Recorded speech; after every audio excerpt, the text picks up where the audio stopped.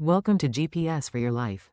By using your date, time, and town of birth, and systems like human design, gene keys, and astrology, Ashley Goner and Jeannie Winters will show you how to remember what you wanted to experience in this lifetime to finally find clarity, purpose, and alignment in your life.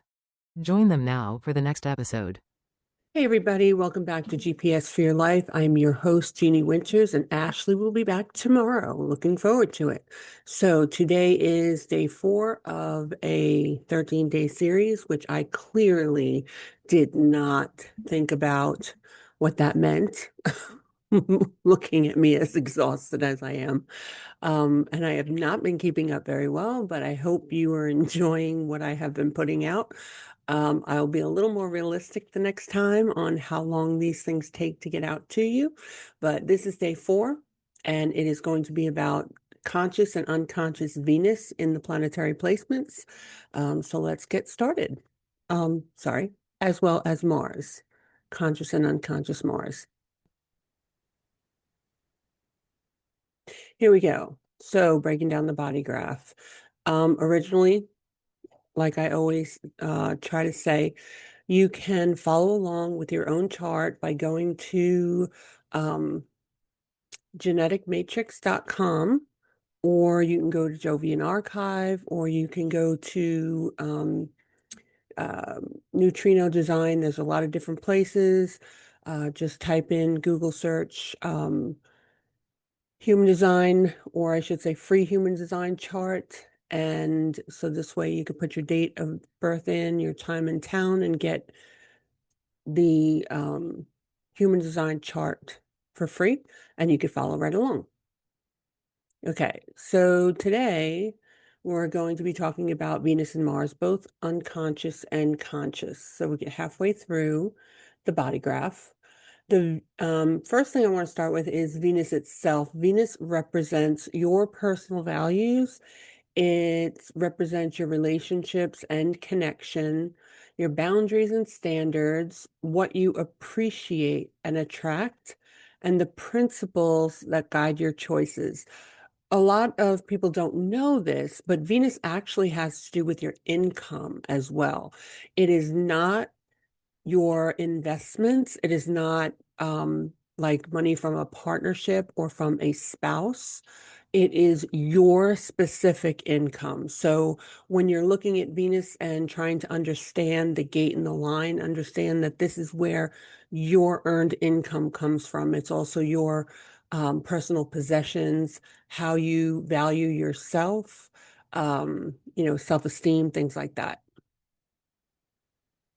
So Venus reveals what you naturally value, how you approach relationships, and the standards that guide your decisions.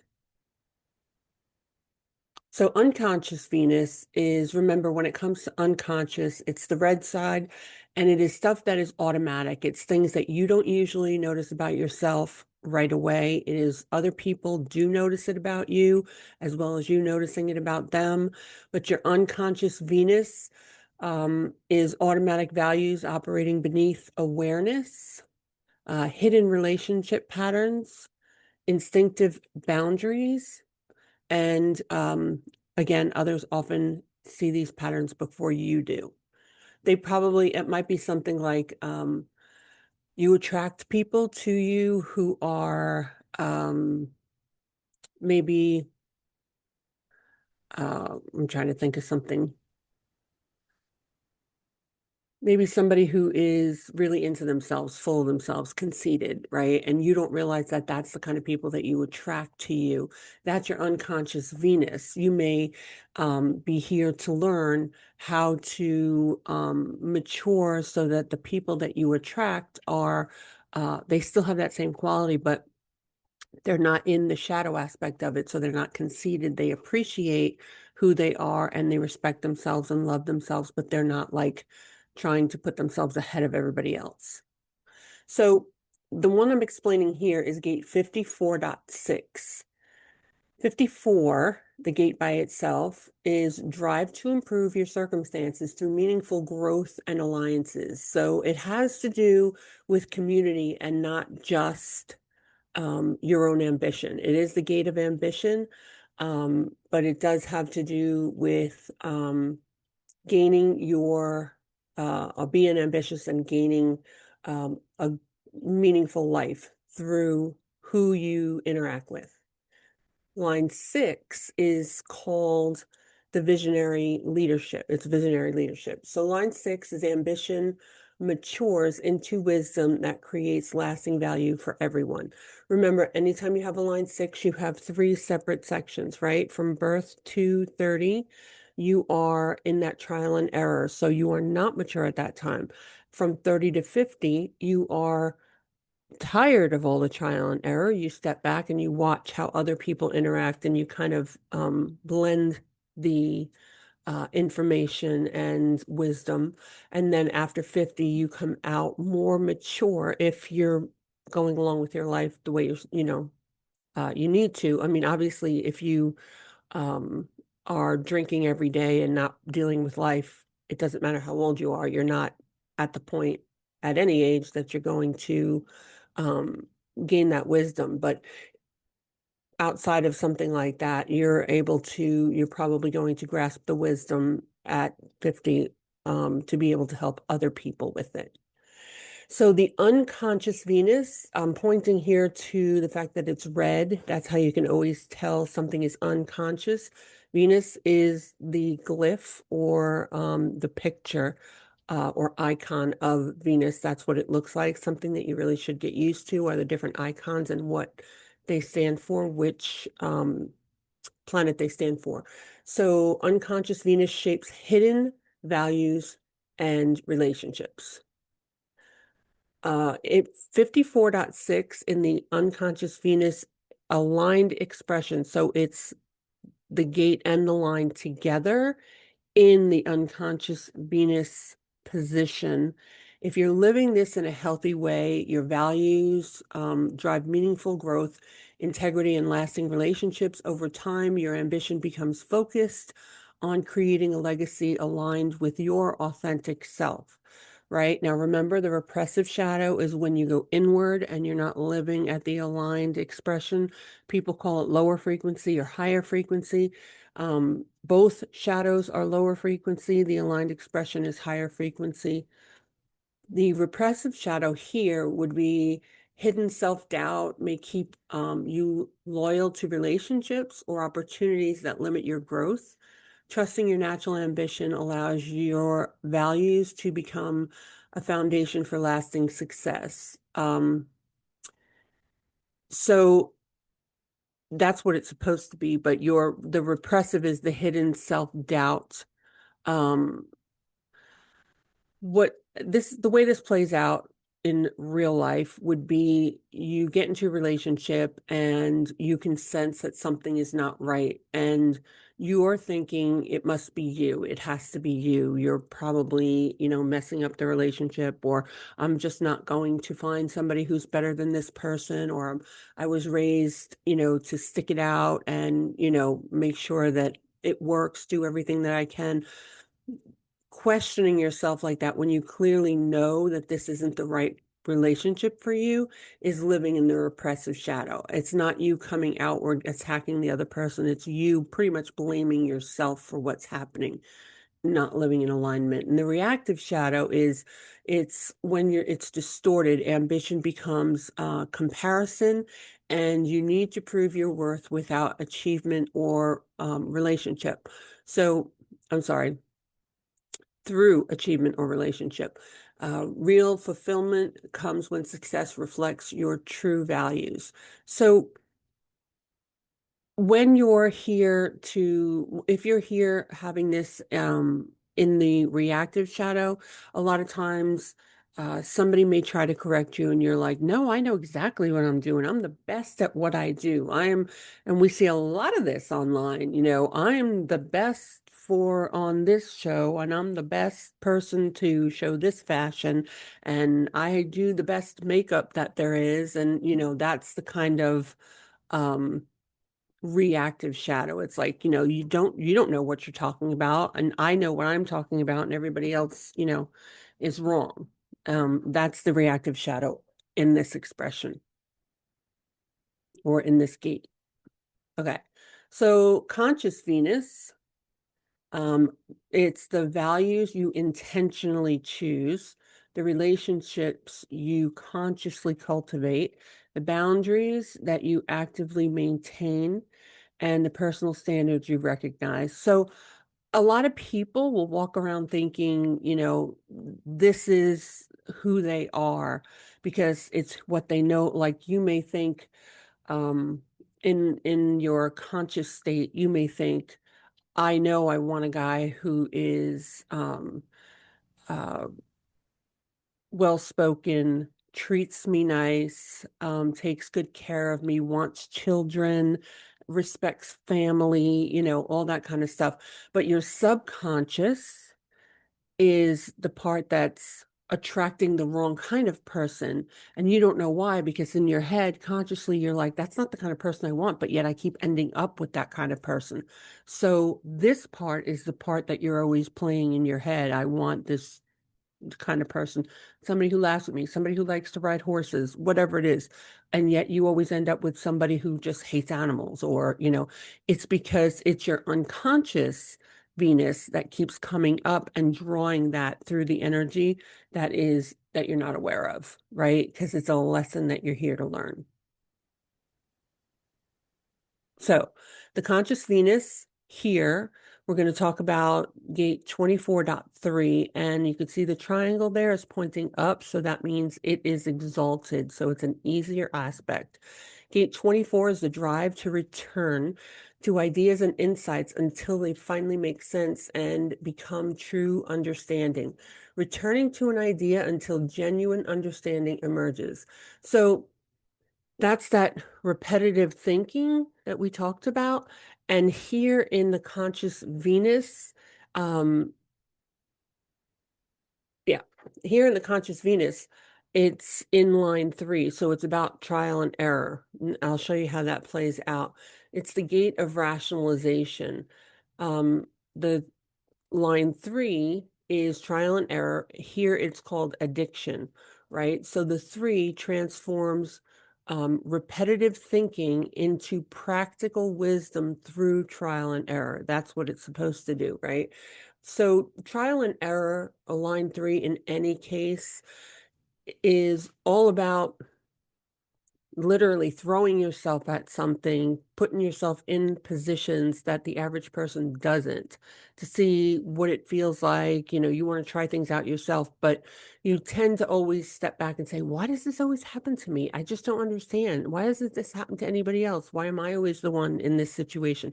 It's because you're putting yourself in these situations more than you realize, or more than the average person, right? I have a 3, so I have a lot of 3s. So I know all about it. It's very funny when you finally catch on to what you're doing. Um, Now, again, the conscious portion of this is black. So whenever you're looking at the body graph, anything in black is conscious, anything in red is unconscious. And the conscious shapes, um, that is not right. Okay. This is exalted. So the exaltation, because the arrow is pointing up, of 24.3 points to the healthy persistence of the mind. The repetition becomes a path to wisdom instead of a mental prison. So remember we talked about 24 once before, and 24 is all about overthinking things, and you can really drive yourself crazy, because again, the shadow is addiction. Here, line 3 is also addiction. Sometimes it overlaps, but um, it's very easy to um, get very stressed out. I have a client who has a 3 in a 24/3, and he keeps himself up all night with, thinking things through. He can't get a lot of sleep, so he has to really wear himself out in the day, like with exercise, running, swimming, whatever it is, so that he can actually sleep. Otherwise, his mind just keeps him up all night. So it's important here because if it's Venus, especially if it's conscious Venus, you're overthinking relationships, you're overthinking your money, you're overthinking your value, you're overthinking, am I good enough? Things like that. You don't want that to be like the signature of your life. So that's something that you would want to pay attention to. Thankfully, this person has it exalted, which means it's a little easier. If it was in detriment, it would be a little harder. So either way, it is still something that you're here to learn and to work on. So 24.3, conscious Venus in the aligned expression, you consciously refine your values through experience, reflecting on relationships, boundaries, and priorities until they align with who you truly are. This process transforms past experiences into wisdom that guides future decisions with confidence and integrity. So when you are in alignment, again, you won't overthink. You will, this remember 24 is also the one where you're probably not going to get your answers in the moment. You're going to get your answers when you're in the shower or when you're taking a walk or when you're cleaning or, things when you're not actually consciously trying to get the answer. 24 is supposed to keep bringing those things up, but they're not supposed to. It's something that you're supposed to think about and then let go, and then the answers will come back to you. That's one of the hardest things for anybody is to just let go. So, the repressive shadow, you may hesitate to trust your own values, repeatedly second guessing yourself or waiting too long before making relationship or personal decisions. Again, some people, depends on who you are, you may not say yes to a lot of people to go out on a date because you're hesitant about how is it going to work out? Is it worth it? I don't know if this is a good idea. Maybe, we don't have anything in common. Or you could be the other way and you can actually go on, you can go on a lot of dates and not get into a relationship, a serious relationship, or you can get into a relationship and get stuck because you don't know how to get out of it because you keep thinking everything is your fault. Okay, the reactive shadow, you may repeatedly argue your viewpoint or become attached to proving your values are correct instead of learning from experience. You can become trapped in mental cycles and create distance in relationships. So, how this would turn around, or how this would show up is, let's say you're in a relationship, but it could even be with a parent, and every time you're discussing, how you raise your children or how you spend your money with dealing with someone, you don't listen to anything anybody else says, even if they have this idea that might be helpful, because you're like, no, I know exactly what I'm doing. I'm very good with my finances. I know exactly what my kids need. We're a community. We're here to help each other. Everybody, no one has the right to force anything on you, but you may want to be open-minded to listen, and then you decide whether it works or not for you. But this person definitely would not. So why would you want to look at your Venus placements specifically? This will clarify your values. It'll build healthier relationships. It helps you build healthier relationships, strengthens boundaries, extremely important, and helps you make decisions that honor what matters most. So instead of you doing things out of reaction, you'll actually understand why you do what you do, and then you can stop yourself before you make one of those impulsive decisions and you say, well, this isn't going to be something that's good for me, so I'm going to just pass on this one.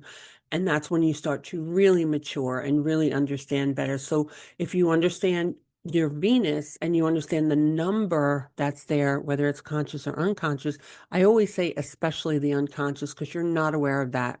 And so whatever that is, focus on that and understand what it is that underneath everything is pulling things and people towards you, if that makes sense. Okay. So Mars now. Mars, what does Mars represent? It is your drive to take action, how you pursue what you want, how you assert yourself, how you handle conflict, and how you direct your physical and mental energy. So Mars represents an area of lifelong maturity. It highlights where you begin life with less experience or wisdom and gradually develop mastery through repeated life lessons. If you want to know why a certain thing keeps happening to you, I would start here. This is exactly where you want to go. So what, excuse me, some people don't know is that if you cross this over to gene keys, this is your core wound, okay? And the line in the core wound tells you what specifically the main theme of your core wound is. There are 6 of them, okay? So, okay, so I wanted to use this as my example, and I wanted to explain it for a reason. So, the unconscious Mars, gate 22-5. So gate 22, and this is in detriment, okay? So that means it's a little more challenging. Gate 22 is about grace, openness, and emotional suppression. Or I'm sorry, expression. Isn't that funny that I said that? Expression. Again, it's called the gate of grace. So gate 22.5, the 5 adds the theme of influencing others, but it does so through honest, direct emotional expression rather than trying to fit social expectations. It's directness. So understand that line 5 is not, so line 1 is foundation. It's you investigating things. They call it the investigator. You wanting to know everything about whatever the subject is. You'll do your due diligence. A line 2 is somebody who's a natural at something. They call it the hermit because you go within and you think things through before you come out and um, with an answer or a discussion.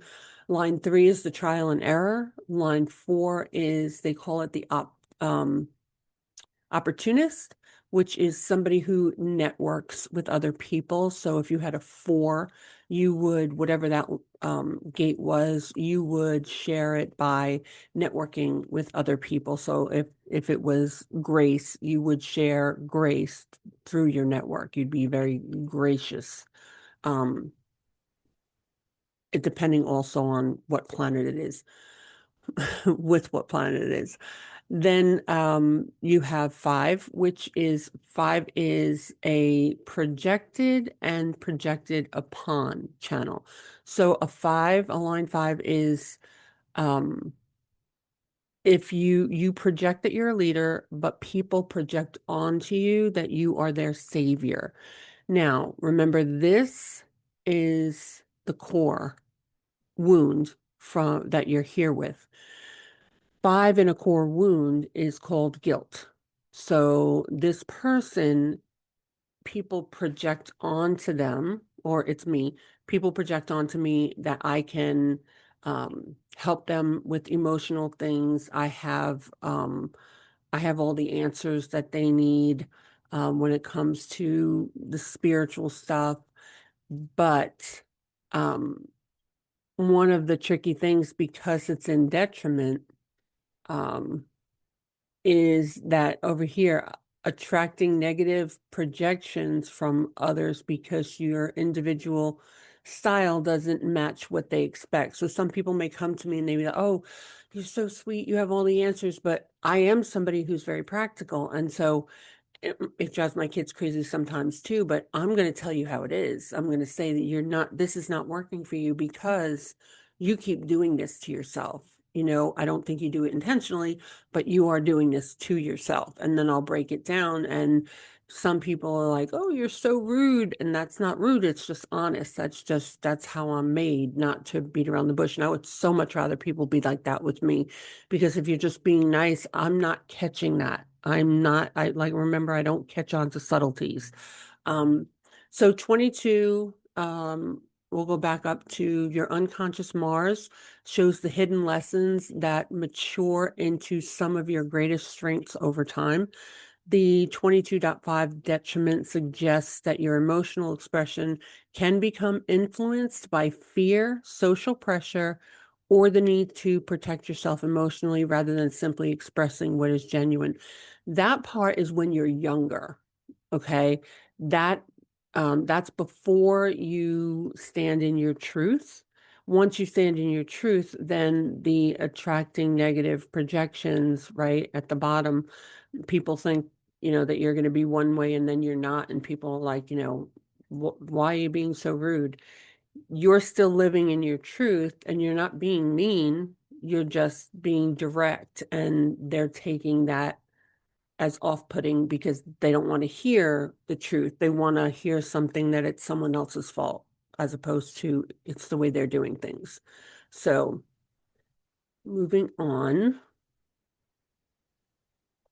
the unconscious Mars 22.5 specifically, in detriment in the unconscious Mars, is in the aligned expression. It's offering a new collective emotional frequency that transforms social dishonor into genuine communal grace. So I'm supposed to be here, if I'm in alignment, I am supposed to be helping people um, understand that, or help people transform um, the dishonor to themselves, right? Mostly that to a genuine grace that they need to have for themselves, and in understanding where they're going wrong so that they can align better, which is just what I'm trying to do here, right? So that's what I'm supposed to be doing. In the repressive shadow, that would look like hiding a genuinely transformative emotional quality, afraid of the exposure that comes with being emotionally visible. That is so me. When I was very young, I would try when I was little to explain what I was feeling, but I get shut down quick. So I would shut down and I would not share any of any of the insights or stuff that came to me because it wasn't valued. So I just wouldn't share it. And then the reactive shadow is performing emotional grace as spiritual superiority, using the appearance of graciousness to shame others, dishonor. Um, so we all know people like this who walk around holier than thou and say, oh, well, I know I'm in good shape with God, and I'm, everything I do is, are you sure you are? I'm not the one doing what you're doing, and stuff like that. That's major, just, that's major shadow.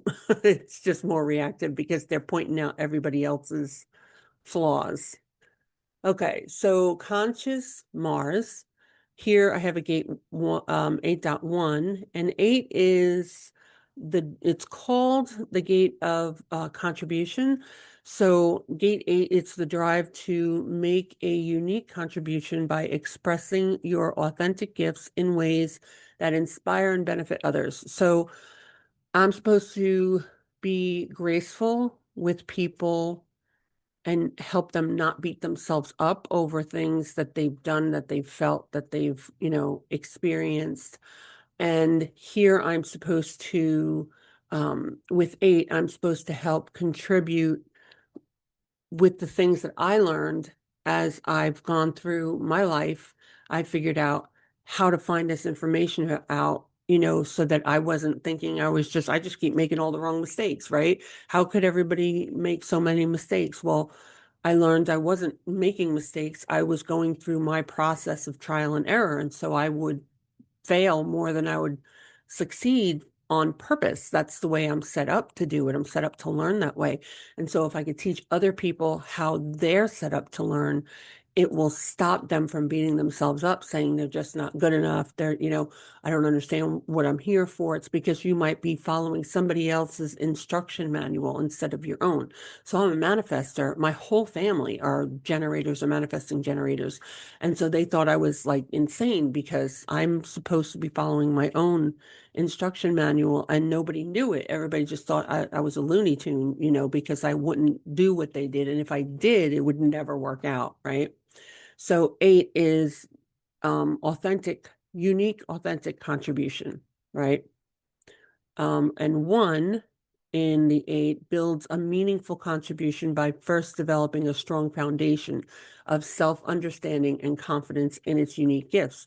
So it's what I do, right? So my whole life, I searched everywhere, took every class, read every self-help book. I looked, I tried every church. I tried everything to figure out why I am the way I am and why I'm so different from everybody else. And then I found all these systems, human design, gene keys, astrology, all the different things. And I started seeing the patterns and how I'm different than everybody else, but it's on purpose. It's not that I'm just flawed or broken, right? And so because I have built that foundation and learned all that stuff, now I'm supposed to contribute by helping other people find this. So this is exactly what I'm supposed to be doing. So the conscious Mars represents an area of life where you are here to consciously develop maturity, wisdom, and mastery through experience. Okay, so specifically, Gate 8, Line 1, Conscious Mars in aligned expression. If you're aligned, you confidently express your unique gifts with authenticity and integrity, inspiring others simply by being yourself. So that's one of those things, right? So when I was younger, I was being my unique self, and I was constantly said, "Stop that. Why can't you be normal?" That's what I was here to do, right? I'm here to do things differently, to bring things out in people that other people don't. So that doesn't mean that I stay there all the time now, remember? So the repressive shadow is you hide your individuality because you're afraid of standing out or being judged, causing your unique gifts to remain unseen. So nobody stays in their authentic expression 100% of the time. We may get into situations where we run into people who are just not ready for us. So and it's not that we're really living at the lower expression. It's just that you really don't feel comfortable being your unique self in this environment because it might cause conflict, and you're not looking for conflict. If you're going to help, you want to help people who are open to it, not, you know, open up and share it with a bunch of people who really don't want to hear what you have to say. So you may actually choose not to speak. That doesn't mean that you're really living in the repressive shadow, but there could be times that you do, and it's not a big deal. You'll go back and forth, repressive, reactive, or aligned. As long as you're staying in the aligned expression most of the time, you're fine. You can try too hard to be different if you're in the reactive, or gain recognition, expressing yourself for attention rather than an authentic contribution. So again, somebody could be walking around saying, I know exactly what I'm talking about. I mean, look at me, look at how I speak so well, and I've got, people just listen to me all the time. They love to hear me speak. That's you know, that's reactive, even though it's not aggressive. There can be aggressive, reactive as well, but we all know what that looks like. Somebody like literally trying to be combative because you might not think, you might try to contribute something to them and they're just like shooting back at you, like, I don't need your help, that kind of stuff. So why would someone want to understand their Mars placements specifically? To recognize what motivates you, what naturally drives you into action. Again, unconscious, very important, especially here. And I'm going to go over all 6 of the core wounds so that you can see what your line is, and it'll give you an idea.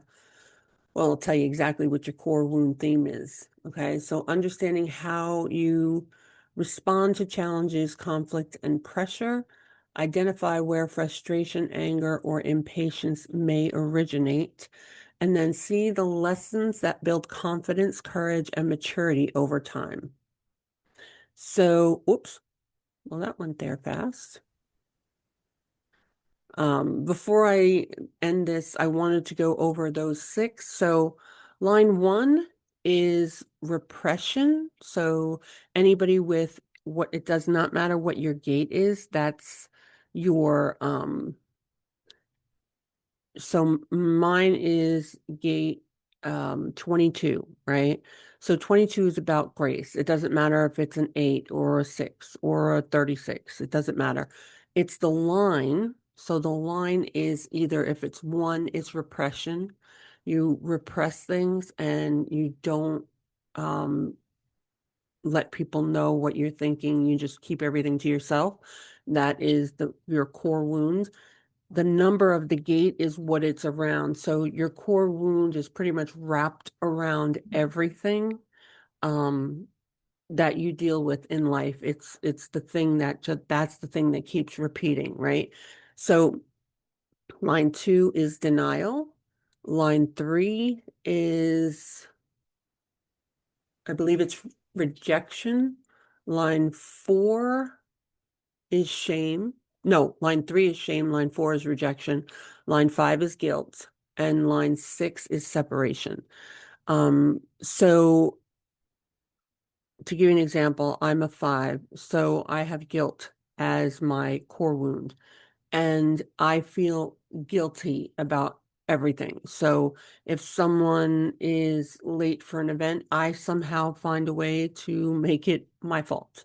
Oh, I'm sorry, I probably should have given you more notice, or, I wish I probably should have had it at a different venue or something, or I should have given you a ride. I'm always looking to blame myself. I feel guilty about anything. If something happens with one of my kids, it's my fault because of something that happened when they were 2. It's just how it works. So that's the thing that keeps repeating, and it's your whole life before you get that under control. I mean, I'm 56. I have most of it under control, but not all of it, as far as just that one thing, because that's the biggest one. Um, then there's shame. You could be ashamed of things that you do, right? You'd be ashamed of the way your house is. If your house is messy because, your kids were tearing it up, and, everybody would understand, you have little kids by yourself, they're all over the place and you didn't get a chance to clean up, you'll feel ashamed, right? Where I would feel guilty, right? So that's how it plays itself out. Separation, number 6, is one of the hardest ones. Guilt is another one of the hardest ones, but separation is literally when you first are born and the cord is cut. You experience that separation deeper than anybody else or than most people, because separation is you being separate from heaven, right? Or from the universe. And so your whole life, you feel like you're missing something or someone. You don't feel like you're part of the group. You don't feel like you're part of the clique. You feel like, you're always being left out and, ostracized. And so that's one that you need to work on, because once you recognize what it is, then you tend to notice how it plays out in your life. And you need to understand this is just a core thing that you wanted to learn. And so once you recognize that and you put that to bed, you realize you're the one that's been making you feel like you don't belong, because you sense that other people feel that way, but they don't, but they're reacting to how you feel. It's pretty amazing, actually. If you're interested in having your reading done, you can reach me at jeanniewinters.com or scan the barcode. And next time we will be talking about conscious and unconscious Jupiter and Saturn. And I am not going to say it'll be tomorrow. I hope to God it'll be tomorrow, but it depends if I'm as exhausted as I am today. But it should be tomorrow. Thank you for allowing me to share in your journey as always, and I will see you tomorrow.